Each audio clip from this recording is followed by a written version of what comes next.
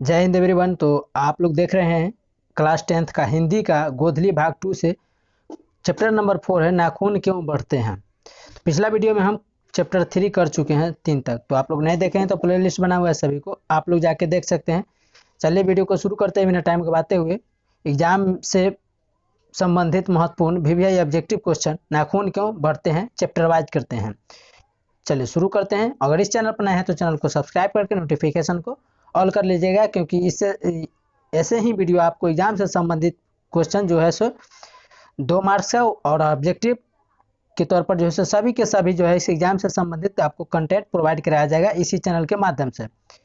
तो चलिए कुछ मोटिवेशनल लाइन पढ़ लेते हैं कि टूट जाओ बिखर जाओ, रो लो बस हिम्मत मत हारना, फिर देखो कैसे निखरते हो। टूट जाओ बिखर जाओ, जो भी करना हो कर लो, फिर हिम्मत नहीं हारना, फिर आखिरकार जो है सो अपना ही निखराव देखते ही रहना। तो कुछ ऐसा भी समय, ऐसा भी कुछ पल आता होगा जिस समय आपको पढ़ने का इच्छा नहीं करता होगा। कोई बात नहीं, जब पढ़ने का इच्छा नहीं करे तो घूम इधर लीजिए, घूम उधर इधर घूम लीजिए और फिर अपना टारगेट पर, गोल पर, अचीव पर ध्यान दीजिए। चलिए वीडियो को शुरू करते हैं क्वेश्चन नंबर फर्स्ट से। क्वेश्चन नंबर फर्स्ट है नाखून क्यों बढ़ते हैं। पाठ में नाखून क्यों बढ़ते हैं, पाठ में बूढ़े ने सबसे बड़ी चीज किसे माना है।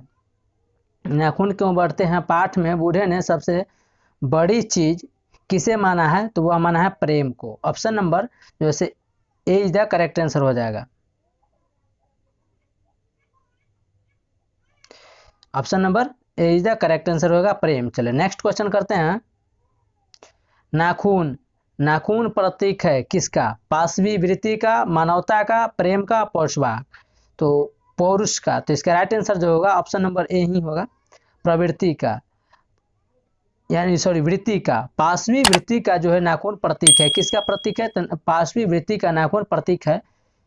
काफी इंपॉर्टेंट क्वेश्चन है, सभी के सभी एग्जाम में पूछा गया क्वेश्चन है। आप लोग मॉडल सेट के अनुसार देख सकते हैं, ये काफी इंपॉर्टेंट है, क्वेश्चन बैंक से एक प्रश्न है। नेक्स्ट है कि नाखून क्यों बढ़ते हैं, गधे की कौन सी विधा है। ये देखिए काफी बार इंपॉर्टेंट है और सभी चैप्टर में जैसे यह पूछा जाता है कि नाखून क्यों बढ़ते हैं, या कोई भी नाखून क्यों बढ़ते हैं, भारत से हम क्या सीखे, या जात श्रम विभाजन और जाति प्रथा, ये सब पूछ लिया जाता है क्या, निबंध है, कहानी है। तो आप लोग लेखक परिचय नहीं देखे हैं तो प्लेलिस्ट सभी के सभी बना हुआ है, आप लोग प्लेलिस्ट जाके चेक कर सकते हैं। तो नाखून क्यों बढ़ते हैं, अगर वीडियो अच्छा लगे तो लाइक कीजिएगा, कमेंट्स में बताइएगा वीडियो आप लोग को कैसा लगा और आप इसमें क्या इम्प्रूवमेंट, इसमें क्या सुधार कर सकते हैं, किस टॉपिक पर आप वीडियो ला सकते हैं अगला, वो आप भी कमेंट्स में बता सकते हैं। और हमसे इंस्टाग्राम पर जुड़ सकते हैं और फ्री में पीडीएफ जो है सो आप पा सकते हैं, फ्री में नोट्स पा सकते हैं। Examination master by DK search कीजिएगा, examination master by DK Instagram पे, वहाँ भी हम मिल सकते हैं। और नाखून क्यों बढ़ते हैं, गधे की कौन सी विधा है, तो इसका राइट आंसर जो होगा ऑप्शन नंबर सी है, क्या है, ललित निबंध है। ऑप्शन नंबर सी ललित निबंध है। नाखून क्यों बढ़ते हैं, यह ललित निबंध है, option number C is the correct होगा। नेक्स्ट है, यह क्वेश्चन 2019 के फर्स्ट शिफ्ट में यह क्वेश्चन पूछा गया है। नेक्स्ट क्वेश्चन नंबर 4 कि नाखून क्यों बढ़ते हैं, यह प्रश्न लेखक से किसने पूछा। 2020 के फर्स्ट शिफ्ट में यह क्वेश्चन पूछा गया है। नाखून क्यों बढ़ते हैं, यह प्रश्न लेखक से किसने पूछा। ऑप्शन ए में है भाई ने, ऑप्शन बी में है पिता ने, ऑप्शन बी सी में है बेटी ने, ऑप्शन डी में है पत्नी ने। इसका राइट आंसर क्या होगा, तो क्वेश्चन नंबर 4 का जो right answer option number C है, बेटी ने। तो नाखून क्यों बढ़ते हैं, इसमें एक पिता और एक बेटी का जो है से रोल है। तो एक बेटी ने अपने पिता से पूछता है एक अचानक से समय में कि पापा ये नाखून बढ़ते क्यों हैं। तो उसी पर जो है सो हमारे लेखक मैक्स मुलर साहब ने गहरी सोच में पड़ जाते हैं और सोचने के बाद जो है सो काफ़ी दिन सोचने के बाद जो है इस पर आपके लिए एक कहानी ही तैयार कर देते हैं। तो यह ललित निबंध है और इनका जो बेटी जो था वही पूछा था कि नाखून क्यों बढ़ते हैं। तो लेखक के किसने पूछा था, तो बेटी ने ही पूछा था। चले नेक्स्ट है कि लेखक के अनुसार नाखून की विविध आकृतियाँ कौन सी है। लेखक के अनुसार, राइटर के अनुसार नाखून की विविध आकृतियाँ कौन सी है। तो ऑप्शन ए में है त्रिकोण, ऑप्शन बी में है वर्तुलाकार, ऑप्शन सी में है चंद्राकार, ऑप्शन डी में उपयुक्त सभी। तो आप लोग लास्ट में कुल क्वेश्चन अटेम्प्ट करने के बाद आप लोग बताइएगा कि आपका तैयारी लेवल कितना है, आपको पता चल जाएगा। और जो है बताइएगा आप लोग को कितना कुल अटेम्प्ट करने के बाद कितना सही करेक्ट हुआ। और रिवीजन के लिए, रिवीजन इज द बेस्ट होता है, तो रिवीजन के लिए हम बार बार बोलते हैं मेरा इंस्टाग्राम और ज्वाइन कर लीजिएगा, examination master bye DK search कीजिएगा, वहाँ हम मिल जाएंगे। लोगो जो है सो इसी क्या होगा। तो क्वेश्चन नंबर 5 का जो राइट आंसर है ऑप्शन नंबर डी है। क्या है? उपयुक्त सभी है। त्रिकोण, वर्तुलाकार, चंद्राकार, उपयुक्त सभी। लेखक के अनुसार नाखून की विविध आकृतियां कैसी होती है? तो त्रिकोण भी होती है। सभी के देखे होंगे, सभी के उंगली का आकार भी अलग अलग है। तो नाखून का वास्तविकता है, रियलिटी है कि उसका आकार भी जो होगा अलग अलग होगा। नेक्स्ट है, हजारी प्रसाद द्विवेदी का जन्म कहाँ हुआ था? हजारी प्रसाद द्विवेदी का जन्म कहाँ हुआ था? इसके राइटर हैं हजारी प्रसाद द्विवेदी जी। तो नाखून क्यों बढ़ते हैं? इसका राइट आंसर जो होगा क्या होगा? क्वेश्चन नंबर 6 का जो ऑप्शन नंबर ए है, छपरा के दूबे छपरा बलिया में। दूबे छपरा बलिया में, दूबे छपरा बलिया में इसका राइट आंसर हो जाएगा। लेकिन इसका बलिया जो है सो इसका राइट आंसर होगा दूबे छपरा। इसका राइट आंसर क्या होगा? दूबे छपरा होगा। हजारी प्रसाद द्विवेदी, तो इसके राइटर क्या भी आपको पता चल गया, हजारी प्रसाद द्विवेदी जी हैं। चले नेक्स्ट है, और भारत से हम क्या सीखे? इसका राइटर मैक्स मुलर साहब है। जाति प्रथा और श्रम विभाजन और जाति प्रथा के राइटर जो है सो हमारे डॉक्टर भीमराव अम्बेडकर हैं, जो भारतीय संविधान के जनक और पितामह के नाम से जाने जाते हैं। तो हजारी प्रसाद द्विवेदी जी किस निबंध के रचयिता हैं? नागरी लिपि, नाखून क्यों बढ़ते हैं, परंपरा का मूल्यांकन। तो वास्तविकता है, इसे जो आप मार सकते हैं आंसर, नाखून क्यों बढ़ते हैं, पढ़ ही रहे हैं उसके बारे में, तो इसका राइट आंसर ही होगा नाखून क्यों बढ़ते हैं। तो option number B is the correct answer हो जाएगा। नेक्स्ट है, हजारी प्रसाद द्विवेदी का जन्म कब हुआ था? तो इनका जन्म कब हुआ था? तो इनका दूबे छपरा में इनका जन्म हुआ था, दूबे छपरा जिला में। और इनका जन्म कहाँ हुआ, कब हुआ था, ये पूछा जा रहा है इसका डेट। तो क्वेश्चन नंबर 8 का जो राइट आंसर होगा वो ऑप्शन नंबर ए है, 1907 में। 1907 में हजारी प्रसाद द्विवेदी जी का जन्म हुआ था, 1907 ईस्वी में। नेक्स्ट है, हजारी प्रसाद द्विवेदी द्वारा रचित पाठ है, यानी कि हजारी प्रसाद द्विवेदी के द्वारा कौन सा पाठ लिखा गया है, रचा गया है? तो नाखून क्यों बढ़ते हैं, option number A. Question number 9 का जो राइट आंसर है ऑप्शन नंबर ए, नाखून क्यों बढ़ते हैं। नेक्स्ट है, हजारी प्रसाद द्विवेदी किस विश्वविद्यालय में प्रोफेसर एवं प्रशासनिक पद पर रहे? हजारी प्रसाद द्विवेदी किस विश्वविद्यालय में प्रोफेसर एवं प्रशासनिक पद पर रहे थे? तो क्वेश्चन नंबर 10 का जो राइट आंसर है क्या होगा? ऑप्शन नंबर डी है, काशी हिंदू विश्वविद्यालय, शांति निकेतन विश्वविद्यालय और चंडीगढ़ विश्वविद्यालय। तो ऑप्शन नंबर जो है D is the correct answer हो गया, सभी के सभी। तो आप लोग ये याद रखिएगा, और ज़्यादा से ज़्यादा अपने स्टडी ग्रुप में शेयर करना नहीं भूलिएगा इस वीडियो को। अच्छा लगे तो लाइक कीजिएगा, बार बार बोलते हैं, क्योंकि अपना फीडबैक नहीं भूलिएगा, क्योंकि आपका एक लाइक और एक कमेंट्स हमें मोटिवेट करता है अगला नेक्स्ट वीडियो लाने में। और आपको जो भी सजेशन हो, जो भी इस वीडियो में, इस क्लास में इम्प्रूवमेंट हो, क्या सुधार होगा, किस टॉपिक पर वीडियो लाया जाए, आप लोग कमेंट सेक्शन में ज़रूर लिखिएगा, क्योंकि आप ही को इच्छा अनुसार जो है सो यह कंटेंट प्रोवाइड कराया जाएगा। क्या आपको कमी है, क्या चाहिए, क्या नहीं। चले नेक्स्ट है कि हजारी प्रसाद द्विवेदी का कौन सा निबंध नई पीढ़ी में सौंदर्य बोध, इतिहास, चेतना और सांस्कृतिक आत्मगौरव भाव जगाता है? एक बार और रिपीट करते हैं कि हजारी प्रसाद द्विवेदी का कौन सा निबंध जो है नई पीढ़ी में, यानी कि नई जनरेशन में सौंदर्य बोध, इतिहास यानी हिस्ट्री, चेतना यानी कि संभलना और सांस्कृतिक आत्मगौरव की भाव जगाता है? तो इसका राइट आंसर जो होगा ऑप्शन नंबर सी ही, नाखून क्यों बढ़ते हैं। क्वेश्चन नंबर 11 का जो राइट आंसर है option number C is the correct answer. या 2018 के सेकंड शिफ्ट में यह क्वेश्चन पूछा गया है। चलिए नेक्स्ट है, पुरानी अस्लावोनिक भाषा में चूहे को क्या कहते हैं? पुरानी अस्लावोनिक भाषा में चूहे को, जिसको इंग्लिश में क्या कहते हैं, रैट कहते हैं। तो इसको क्या कहते हैं इंग्लिश में? ऑप्शन ए में है मूषः, इसको विसर्ग है तो ये मूषः संस्कृत में ह इसको बोला जाता है। उसके बाद है मूस, उसके बाद है मूस, उसके बाद है माइस। तो क्वेश्चन नंबर 12 का जो राइट आंसर होगा वो option number D is the correct है, माइस कहते हैं। क्या कहते हैं? माइस कहते हैं पुरानी स्लोवानिक भाषा में चूहे को। चलिए नेक्स्ट है, आई होप ये आप लोग को समझ में आ रहा होगा। चलिए नेक्स्ट है कि पुराने का मोह पुराने का मोह सब समय वांछनीय ही नहीं होता। लेखक की पंक्ति है, यानी किस लेखक की पंक्ति है, पुराने का मोह सब समय वांछनीय ही नहीं होता। यह जो है किस लेखक की पंक्ति है, 2018 के सेकेंड शिफ्ट में और 2021 के फर्स्ट शिफ्ट में यह क्वेश्चन पूछा गया है। तो इसका राइट आंसर जो होगा ऑप्शन नंबर सी, हजारी प्रसाद द्विवेदी। हजारी प्रसाद द्विवेदी जी का जो है सो पुराने कामों और सब समय अवांछनीय वांछनीय नहीं है होता है, यह जो है सो हजारी प्रसाद द्विवेदी जी का लाइन है, यानी पंक्ति है। चले नेक्स्ट है कि किसने कहा था कि सब पुराने अच्छे नहीं होते, सब पुराने अच्छे नहीं होते, सब खराब ही नहीं होते। अगर सब पुराने अच्छे नहीं होते तो सब खराब ही नहीं होते। यह 2019 के फर्स्ट शिफ्ट और 2020 के फर्स्ट शिफ्ट में यह क्वेश्चन पूछा गया। तो ऑप्शन नंबर बी हो जाएगा हजारी प्रसाद द्विवेदी, क्योंकि नाखून क्यों बढ़ते हैं, इनका राइटर हजारी प्रसाद द्विवेदी जी हैं। ऑब्जेक्टिव कर रहे हैं उन्हीं का, तो वास्तविकता है कि राइट आंसर क्या होगा, हजारी प्रसाद द्विवेदी।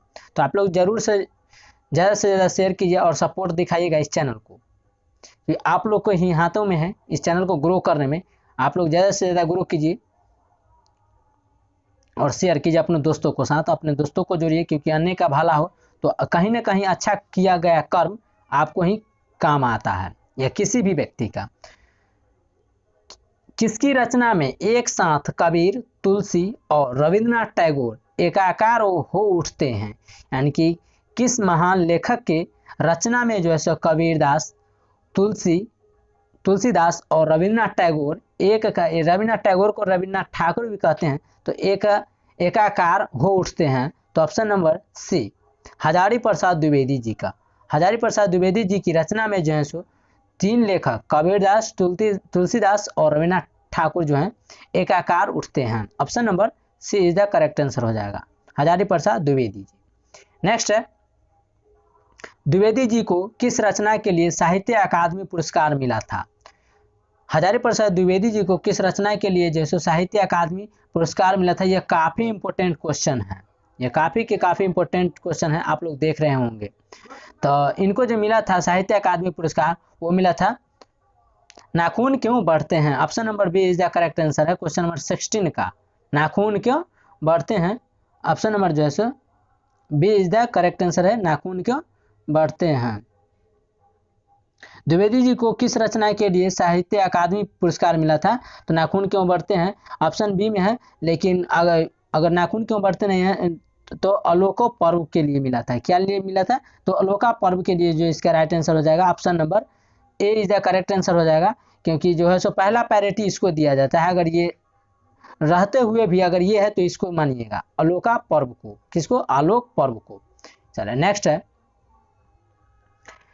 भारतीय संस्कृति की क्या विशेषता है। भारतीय संस्कृति की क्या विशेषता है, तो यह है बंधन युक्त। ऑप्शन नंबर सी है, क्या है, बंधन युक्त विशेषता है भारतीय संस्कृति की, हमारे भारतीय समाज और संस्कृति की क्या है, इंडियन कल्चर की। तो यह है बंधन युक्त, यानी कि हमारे यहाँ जो है सो बंधन में रहते हैं लोग, क्या करना है, क्या करना ही करना है और क्या कैसे चलना है, ये सब जो है सो बंधन में। नेक्स्ट है कि मनुष्य का स्वधर्म क्या है। मनुष्य का स्वधर्म क्या है, स्वयं पर संयम, दूसरे के मनोभाव का समादर, या दोनों सत्य हैं या सभी गलत हैं। तो इसका उत्तर क्या होगा, तो कमेंट सेक्शन में आप लोग बताइएगा कि आप लोग को कितना सही हुआ, क्योंकि आप और रिवीजन कर लीजिएगा। तो देखिए काफ़ी इंपॉर्टेंट है, ज़्यादा क्वेश्चन करने से कुछ नहीं होता है, जो एग्जाम में पूछा गया है और पूछा जाता है उसी टाइप का क्वेश्चन हम भी इंपॉर्टेंट लाए हैं, जो पूछने वाला है। और देख रहे होंगे आपको किसी न किसी साल में ये क्वेश्चन पूछा गया है। तो इसका राइट आंसर क्या होगा, तो इसका राइट आंसर क्या होगा क्वेश्चन नंबर 18 का। तो क्वेश्चन नंबर 18 का राइट आंसर क्या होगा, तो ऑप्शन नंबर जो है सो सी, दोनों सत्य है। क्या है, दोनों सत्य है। तो ऑप्शन नंबर जो है सी इज द करेक्ट आंसर होगा, स्वयं पर संयम और दूसरे के मनोभाव का समादार, ये दोनों के दोनों जो option number C is the correct है। मनुष्य का स्वधर्म क्या है, तो यह दोनों सत्य, ऑप्शन नंबर जो है सो सी इज द करेक्ट आंसर हो जाएगा। नेक्स्ट करते हैं कि अल्पज्ञ पिता किस जीव होता है, कैसा जीव होता है, अल्पज्ञ पिता कैसा जीव होता है। तो क्वेश्चन नंबर 19 का जो राइट आंसर होगा ऑप्शन नंबर ए है दयनीय। क्या है? तो दयनीय होता है। अल्पज्ञ पिता कैसा जीव होता है? तो यह दयनीय होता है। क्या होता है? दयनीय होता है। बहादुर मतलब होता है बहुत अच्छा, नेक। अल्पभाषी मतलब होता है कम, थोड़ा। और मृदुभाषी मतलब होता है मरा हुआ। चलिए नेक्स्ट है दीधीची की हड्डी। दीधीची की हड्डी से क्या बना था? दीधीची की हड्डी से क्या बना था? आप लोग सारांश पढ़े होंगे अच्छे से, जो भी सर पढ़ाए होंगे तो सारांश पढ़े होंगे। तो आप लोग सपोर्ट दिखाइए, क्योंकि हम सभी के सभी सब्जेक्ट जो है सो आपको फेस टू फेस पढ़ाने वाले हैं, लेकिन आप लोग को सपोर्ट दिखाना है। जितना जल्दी आप सपोर्ट दिखा सकते हैं, जितना जल्दी हम आपको जो है सो लाइव आ सकते हैं फेस टू फेस सभी सब्जेक्ट के साथ, एकदम नए अंदाज और बेहतर अंदाज में। तो दीधीची हड्डी से क्या बना था? ऑप्शन ए में है तलवार, ऑप्शन बी में है त्रिशूल, ऑप्शन सी में इंद्र का वज्र, ऑप्शन सी में है तीर धनु। तो इसका राइट आंसर क्या होगा क्वेश्चन नंबर 20 का? तो ऑप्शन नंबर सी है इंद्र का वज्र। इंद्र किसको कहते हैं? तो वर्षा को देवता को ही इंद्र कहा जाता है। वर्षा के देवता को क्या कहते हैं? इंद्र कहा जाता है। तो इंद्र का वज्र जो बना था वो दीधीची की हड्डी से बना हुआ था। चलिए नेक्स्ट करते हैं। नेक्स्ट है कि कुटुज किसकी रचना है? कुटुज किसकी रचना है? ऑप्शन ए में है वात्स्यायन, ऑप्शन बी में हजारी प्रसाद द्विवेदी, ऑप्शन सी में है भीमराव अंबेडकर, ऑप्शन डी में है गुणाकर मोले। तो क्वेश्चन नंबर 21 का जो राइट आंसर होगा वो ऑप्शन नंबर बी क्या है? तो बी इज द करेक्ट है। हजारी प्रसाद द्विवेदी जी का जो है कुटज रचना है। चले नेक्स्ट क्वेश्चन करते हैं। रचना भी आपको याद कर लीजिएगा, लेखक पर से आप लोग देख लीजिएगा, इनका जितना भी रचना हम करा दिए हैं, इनका जन्म, इनका मृत्यु, इनका जो है सो जन्मस्थली, ये सब हम लेखक परिचय काफ़ी इंपॉर्टेंट होता है। आपको उससे जैसे 50% ऑब्जेक्टिव कवर हो जाता है, बचता है 50% कोई भी चैप्टर से, तो वो जो है सो ऑब्जेक्टिव के फॉर्म में हम करा रहे हैं, तो 100% आपको यहाँ से क्लियर हो जाता है। आपको ज़्यादा से ज़्यादा मार्क्स लाने की 3 ही सब्जेक्ट है, हिंदी, संस्कृत और मैथ। तो इसी जो है सो 3 सब्जेक्ट है जो 100 मार्क्स का एग्जाम होता है। बाकी जो है सो 80 मार्क्स का होता है, उसमें आपको प्रैक्टिकल भी दिया जाता है, तो वो तो आप अच्छे खासा कर ही जाते हैं। तो आपको अच्छा से अच्छा नंबर उठाना है तो हिंदी, संस्कृत और मैथ ही है जो आपको अच्छा से अच्छा नंबर दिला सकता है। चलिए नेक्स्ट करते हैं। तो इसका राइट आंसर क्या था क्वेश्चन नंबर 21 का? तो Hazari Prasad Dwivedi option number B था। नेक्स्ट करते हैं क्वेश्चन नंबर 22। दूसरे इशारों पर अटकने वाले लोगों को क्या कहते हैं? अगर मानकर चलिए कोई काम, या मानकर चलिए कहीं भी किसी को जो सो सही बात बताना था, लेकिन दूसरा जो है सो उसको भटका दिया, उसको डरा दिया कि नहीं ये सब नहीं बताना है, ये बताना है। यानी कि उसको किसी काम को करने जा रहा था या किसी को सही बताने जा रहा था, उसको जो दूसरा व्यक्ति ने उसको रोक दिया और दूसरों के बातों को वे समझ गया। जैसे कि प्रबुद्धि कहते हैं जिसको, प्रबुद्धि, दूसरे के बातों को सुनकर और उसके बातों पर चलना। तो दूसरे के इशारों पर अटकने वाले लोगों को, मानकर चलिए किसी को बचाने जा रहा था, वो कहते कि नहीं बचाना है, मरने दो, तो ये दूसरे के बातों पर अटकने वाला को क्या कहते हैं? तो दूसरे के बातों पर अटकने वालों को मूढ़ कहते हैं। क्या कहते हैं? मूढ़ कहते हैं। ऑप्शन नंबर बी मूढ़ कहते हैं, यानी कि मूर्ख कहते हैं। चले नेक्स्ट है कि हजारी प्रसाद द्विवेदी ने किसे निर्लज्ज अपराधी कहा है? हजारी प्रसाद द्विवेदी यानी कि राइटर साहब ने किसे निर्लज्ज अपराधी कहा है? निर्लज्ज मतलब आप लोग समझ रहे हैं कि कोई ही उसका लाज शर्म ना हो, जो मन में आया वो बकते जाए, किसी के भी सामने नहीं, कि नहीं बड़ों का सम्मान किया, नहीं किसी का। तो हजारी प्रसाद द्विवेदी ने किसे जो है निर्लज्ज अपराधी कहा है? तो क्वेश्चन नंबर 23 का जो राइट आंसर होगा ऑप्शन नंबर सी है, नाखून को। किसको कहा है? नाखून को। देखिएगा कि काटते जाइए और बढ़ते जाता है, काटते जाइए बढ़ते जाता है, काटते जाइए और बढ़ते जाता है। तो नाखून को जो है सुनील को हजारी प्रसाद द्विवेदी ने निर्लज्ज कहा है। चलिए नेक्स्ट है क्वेश्चन नंबर, और इस टॉपिक का जो है लास्ट क्वेश्चन है कि हम बार बार नाखून क्यों काटते हैं? हम बार बार नाखून क्यों काटते हैं? बर्बरता के समापन हेतु, या सुंदरता हेतु यानी सुंदरता के लिए, या आदतन के लिए यानी कि आदत हो गया है, या मजबूरी बस यानी मजबूरी में हमको काटना पड़ता है, या आदत के लिए। काफ़ी स्टूडेंट जो मजबूरी लगा देंगे इसका राइट आंसर। आदतन के लिए, या आदत हो गया हमको काटने का, या सुंदरता पाने के लिए। तो आपको जो है कन्फ्यूजिंग 2 ही ऑब्जेक्ट ऑप्शन करेगा। एक सुंदरता बढ़ाने के लिए काट लेते हैं, कुछ को स्टूडेंट सोचने लगे कि नहीं इसको काटेंगे तो उंगली सुंदर लगने लगेगा, तो इसके लिए। या मजबूरी बस में, कोई बोलेगा कि मजबूरी बस में जो नाखून बढ़ाते हैं वो। तो ये 2 आपको कन्फ्यूजिंग करेगा, ये 2 आप तो समझ में नहीं आएगा। तो इसका राइट आंसर जो होगा क्वेश्चन नंबर 24 का जो ही ऑप्शन नंबर ए ही है। क्या है? ऑप्शन नंबर ए है। हम बार बार नाखून क्यों काटते हैं? तो बर्बरता समापन हेतु के लिए, यानी कि बर्बरता समापन के लिए जो है हम बार बार नाखून काटते हैं। तो आई होप ये आशा है कि आप लोग को समझ में आ गया होगा। तो कमेंट सेक्शन में जरूर बताइएगा कि वीडियो आप लोग को कैसा लगा, क्योंकि एक लाइक और एक मोटिवेट कमेंट और जो भी दिल में हो आप लोग जरूर लिखिए, क्योंकि इससे हम मोटिवेट होते हैं अगला नेक्स्ट वीडियो लाने में। आप अगला वीडियो किस टॉपिक पर लाया जाए, इसके बाद जो है सो आपको चैप्टर वाइज तो कराते ही हैं, लेकिन साइड से आपको बायोलॉजी का कुछ भी वाइज सब्जेक्टिव क्वेश्चन आपको प्रोवाइड कराया जाएगा। तो ज़्यादा से ज़्यादा इस वीडियो को शेयर कीजिएगा, अच्छा लगे तो लाइक कीजिएगा, कमेंट सेक्शन में बता दीजिएगा जरूर दिल में जो क्या है। चलिए मिलते हैं नेक्स्ट वीडियो में, आज के लिए इतना ही। Thank you.